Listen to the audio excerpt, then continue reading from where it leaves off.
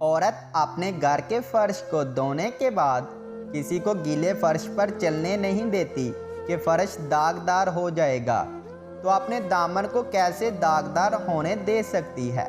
तहज्जुद गुजार लड़की भी अगर नामहरम की मोहब्बत में पड़ जाए तो बर्बाद हो जाती है, क्योंकि नामहरम की मोहब्बत रफ्ता रफ्ता इंसान को बेबाक कर देती है और ये बेबाकी इसका ईमान ले उड़ती है।